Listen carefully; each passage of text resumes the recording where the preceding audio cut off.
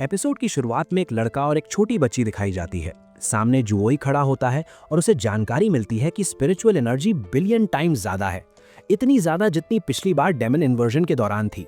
वो हैरान होकर कहता है, ये कैसे मुमकिन है? आखिर चल क्या रहा है? क्या ये डेमन चाइल्ड का बर्थ है? तभी पीछे से वांगलिंग और फ्रॉगी 2 एंट्री लेते हैं। फ्रॉगी 2 कहता है, ये तेरे बस की बात नहीं, हमें संभालने दे, और तुरंत अपने असली फॉर्म में आ जाता है। इसके बाद दोनों उस पर अटैक कर देते हैं और वांगलिंग भी साथ देता है। चारों तरफ तबाही मचने लगती है। तभी वो छोटी बच्ची वांगलिंग पर हमला कर देती है। वांगलिंग खुद को बचाते हुए आगे बढ़ता है और अब लड़के के अटैक से भी बचने लगता है। लड़का घमंड से कहता है, असली इमॉर्टल किंग मैं हूं। उसी वक्त बैकग्राउंड में वांगलिंग की मॉम की आवाज आती है। लिंग, एक जेंटल बड़े भाई की तरह रहना। उसके डैड काफी टेंशन में दिखते हैं।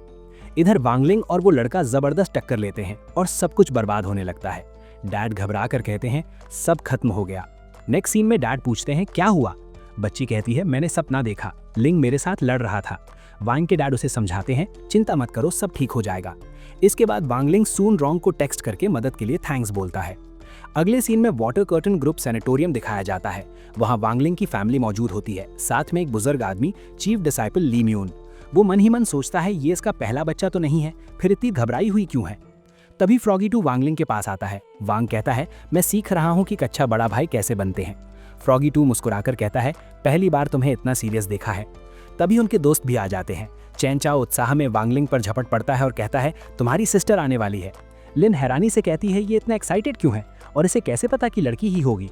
गुहाओ हंसकर कहता है, अंदाजा लगा रहा होगा, वैसे भी इसे हमेशा से एक छोटी बहन चाहिए थी। तभी सून रोंग चैन से कहती है, आज हमें कुछ काम है। वो जवाब देता है, हाँ, हम यहाँ एक्ट की फील्ड ट्रेनिंग के लिए आए हैं। अगले सीन में फ्रॉगी 2 पूछता है, इतने सारे बच्चे मेडिकल चेकअप के लिए क्यों आए हैं? सून रोंग बताती है, स्कूल एडमिशन के लिए मेडिकल रिपोर्ट जरूरी होती है, इसलिए पेरेंट्स के साथ काफी बच्चे भी यहाँ आते हैं। अब कुछ बच्चों को दिखाया जाता है। एक कहता है, इस साल का ग्रुप तो बिल्कुल बेकार है। दूसरा बोलता है, मिंग, तुम्हारे सामने ये लोग कुछ भी नहीं। तीसरा कहता है, आखिर तुम इतनी कम उम्र में रिफाइनिंग फेज के 7th लेवल तक पहुंच चुके हो। ये सुनकर उसकी मॉम गर्व से मुस्कुराने लगती है और फिर मिंग मशीन के अंदर खड़ा हो जाता है। मशीन में चेकअप शुरू होता है और स्क्रीन पर आता है, उम्र 8 साल, हाइट 145 सेंटीमीटर और वजन 260 किलो। ये देखकर सब चौंक जाते हैं। फ्रॉगी 2 कहता है कि इस बच्चे की बॉडी डेंसिटी आम कल्टीवेटर से कहीं ज्यादा है। मिंग की मॉम गर्व से हंसते हुए कहती है, मेरा बेटा मिंग एक दिन जरूर हेवन लेवल स्टेट तक पहुंचेगा। तभी मिंग की नजर वांगलिंग पर पड़ती है और उसे कुछ याद आता है। वो पास आकर ताना मारता है, अरे तुम वही हो ना जिसे मैंने हराया था, इस उम्र में भी सिर्फ अर्थ लेवल पर हो। इतना कहकर वो वहां से जाने लगता है। उधर वांगलिंग की मॉम मशीन की तरफ बढ़ती हैं तो चैन चाओ कहता है कि आपको अंदर खड़े होने की जरूरत नहीं है, हम सिर्फ बेबी की कंडीशन चेक कर रहे हैं और आगे के सारे चेकअप इस केबल से हो जाएंगे। तभी सभी बच्चे की हार्ट बीट सुनते हैं। मशीन की रीडिंग देखकर सब दंग रह जाते हैं। एक बुजुर्ग आदमी कहता है कि उसने कभी इतनी ताकतवर हार्ट बीट नहीं देखी, जबकि दूसरा बोलता है कि ये तो किसी म्यूजिक की तरह लग रही है। पीछे मुड़कर मिंग देखता है तो सबको खुशी में झूमते देख गुस्से से चिल्ला उठता है। सून रोंग पूछती हैं, अब क्या हुआ? वांगलिंग की मॉम भावुक होकर कहती हैं कि हर बार ज्यादा एनर्जी होना अच्छी बात नहीं होती। उसी समय कुछ लोग दूर से सब देख रहे होते हैं। उनमें से एक कहता है, कैप्टन, ये बच्चा इतना भी बुरा नहीं है। दूसरा कहता है, और उस औरत के पेट में जो है वो तो और भी खास है। तीसरा ठंडे अंदाज में जवाब देता है, लेकिन एक अनबोर्न चाइल्ड अभी लॉर्ड स्पिरिट एम्परर के किसी काम का नहीं। छोटा वाला कहता है, इसे रिकॉर्ड कर लेते हैं, आगे काम आएगा। हमारा असली प्लान एक्सेप्शनल बच्चों को ढूंढना है। मैं उसे पकड़ूंगा, तुम बाहर से बैकअप देना। अगले सीन में मिंग जोश में कह रहा होता है, मैं कभी नहीं हार सकता, मैं एक सिटी हीरो बनूंगा, इमॉर्टल मास्टर यी की तरह। ये सुनकर सब हैरान रह जाते हैं, यहाँ तक कि सून रोंग और वांगलिंग उसकी तारीफ कर देते हैं। तभी पीछे से वही संदिग्ध आदमी आता है और मिंग को पकड़ने की कोशिश करता है, लेकिन वांगलिंग तुरंत उसे रोक देता है। वो आदमी हैरान होकर पूछता है, तुमने मुझे कैसे पकड़ लिया? वांगलिंग शांत स्वर में कहता है, तुम्हारी किलिंग इंस्टिंक्ट्स बहुत साफ दिख रही थी। उसी समय सून रोंग बताती है कि सारे कैमरे बंद हो चुके हैं और वांगलिंग उस आदमी को जमीन में गाड़ देता है। फिर वांगलिंग की मॉम की बेबी की स्पिरिचुअल एनर्जी चेक की जाती है और अचानक वहां से तेज रोशनी फूट पड़ती है। सब लोग दंग रह जाते हैं। गुहाओ कहता है, बच्चा अभी पैदा भी नहीं हुआ और इतनी स्पिरिचुअल एनर्जी और बढ़ने लगती है। लोग डर जाते हैं और आसपास का कांच भी टूट जाता है। हालात बिगड़ते देख वांगलिंग अपनी ताकत से सबकी याददाश्त मिटा देता है। तभी सून रोंग मुस्कुरा कर कहती है, तुम मेरी मेमोरी मिटाना भूल गए। वांगलिंग जवाब देता है, हमने वादा किया था, याद है ना? उसी पल सून रोंग नोटिस करती है कि वो रहस्यमयी आदमी वहां से भाग चुका है। वांगलिंग शांत स्वर में कहता है, कोई बात नहीं, मैंने जानबूझकर से जाने दिया। फिर वो अपनी तलवार जिंके को निकालता है और आदेश देता है, उनका ठिकाना ढूंढो और सबको खत्म कर दो। दूसरी तरफ वही आदमी दर्द से कराहते हुए कह रहा होता है, मेरी चोट ठीक क्यों नहीं हो रही, मैंने एलिक्सिर भी ले लिया। फिर लालच भरी आवाज में बोलता है, अगर वो बच्चा हमारे हाथ लग जाए तो वो 10 मिलियन टैलेंटेड बच्चों के बराबर होगा, मुझे उस औरत को पकड़ना ही होगा। उसका साथी घबरा कर पूछता है, क्या हमें लॉर्ड स्पिरिट एम्परर को रिपोर्ट कर देना चाहिए? वो गुस्से में उसे थप्पड़ मारता है और कहता है, हम इतनी रात तक कल्टीवेशन क्यों करते हैं? दूसरा जवाब देता है, लॉर्ड स्पिरिट एम्परर को अपना हार्ट ऑफर करने के लिए। वो झल्ला कर कहता है, नहीं बेवकूफ, ये हमारी टीम की एनुअल KPI के लिए है, अगर बाकी टीम को पता चल गया तो हमारी अचीवमेंट चुरा लेंगे, ये बात किसी को नहीं पता चलनी चाहिए। अगले सीन में वे अपने ठिकाने पर पहुंचते हैं, लेकिन तभी अचानक जिंके वहां प्रकट होती है और पल भर में सब तहस नहस कर देती है। दूसरी तरफ मिंग उदास बैठा होता है।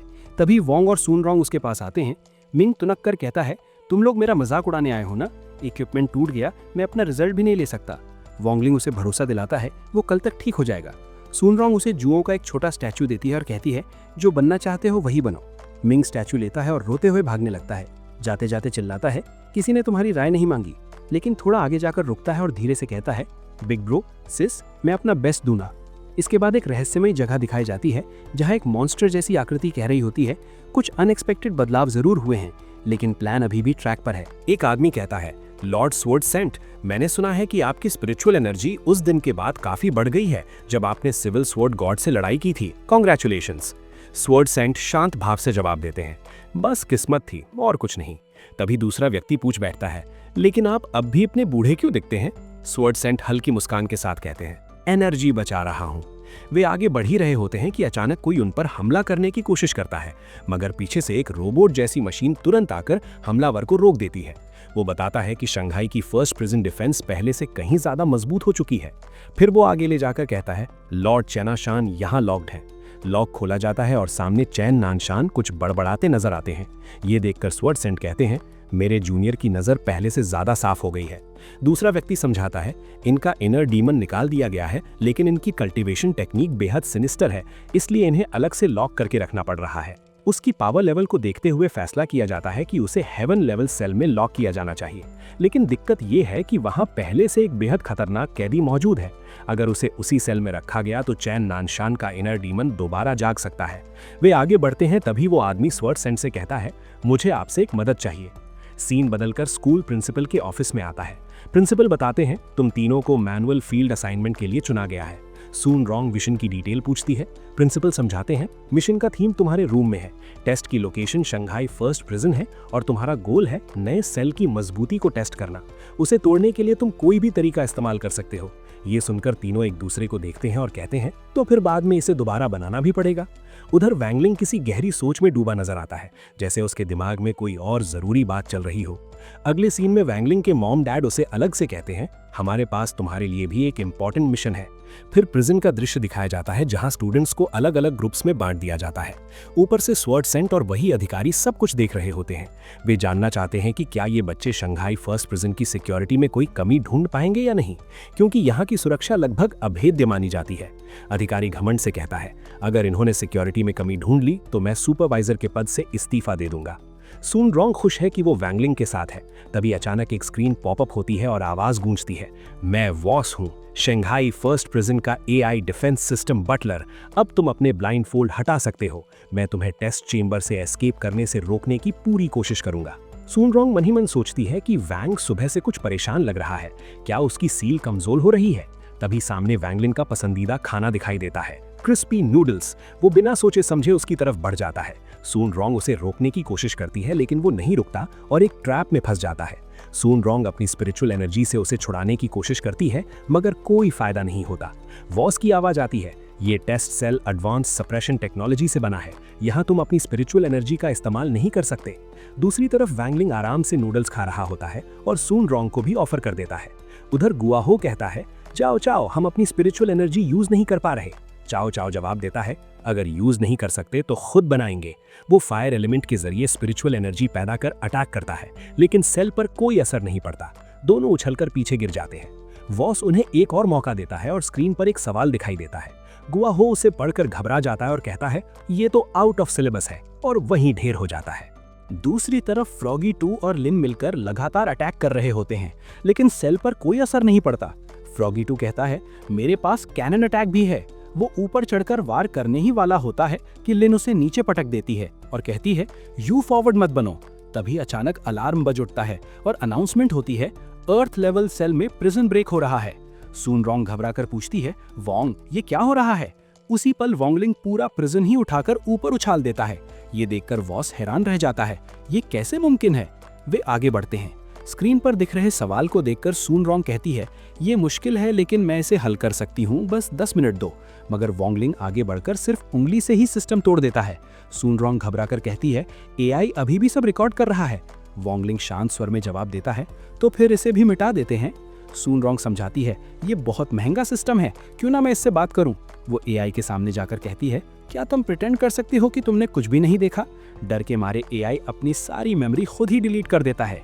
जैसे ही वे बाहर निकलते हैं वही रोबोट फिर सामने आ जाता है। वो वोंगलिंग को स्कैन करके कहता है तुम कमजोरियों से भरे हो और उस पर जोरदार पंच मारता है। लेकिन वोंगलिंग पर कोई असर नहीं होता, उल्टा सिस्टम में एरर आने लगते हैं और रोबोट का सिर घूमने लगता है। तभी वोंगलिंग एक किक मारकर उसे दूर फेंक देता है। उधर चैन नानशान घबराकर बड़बड़ाता है ये वही स्पिरिचुअल एनर्जी है, वही व्यक्ति। डर के मारे वो अपने सेल का गेट बंद कर देता है। दूसरी तरफ बाकी सब भी वोंगलिंग के पास पहुंच जाते हैं। सून रोंग कहती है अब जब सब यहाँ हैं तो चलो बाहर चलते हैं। वो गेट खोलती है। वोंगलिंग उसे देखकर कहता है बहुत वार्म है। और तभी एक फ्लैशबैक दिखाया जाता है जहां उसकी मॉम कह रही होती हैं मैंने और तुम्हारे डैड ने बात की है, हम चाहते हैं कि बड़े भाई होने के नाते तुम बेबी का नाम रखो। दरअसल वोंगलिंग सुबह से इसी बात को लेकर सोच में डूबा था। बाहर आकर वो रुकता है। सून रोंग पूछती है क्या हुआ वोंग। वोंगलिंग मुस्कुराकर कहता है कुछ नहीं, मैंने आखिरकार सोच लिया है कि उसे क्या नाम देना है। सून रोंग राहत की सांस लेकर कहती है ओह तो ये बात थी, मैं सोच रही थी तुम्हें क्या हो गया है। वोंगलिंग धीरे से कहता है वोंग नन, वेलकम टू द वर्ल्ड। आखिरी सीन में फिर वही रहस्यमयी जगह दिखाई जाती है। मॉन्स्टर कहता है इविल स्वॉर्ड गॉड ने प्रिजन से बाहर न निकलने का फैसला किया है। दूसरा व्यक्ति जवाब देता है मैंने उसे मौका दिया था, किसे पता था कि कल्टीवेशन वर्ल्ड में इतना फॉर्मिडेबल मास्टर मौजूद है। क्या तुम पता लगा पाए कि वो ऑरा किसका था। मॉन्स्टर कहता है सारे ट्रेसेस मिटा दिए गए हैं लेकिन शायद उसका कनेक्शन 60th हाई से है।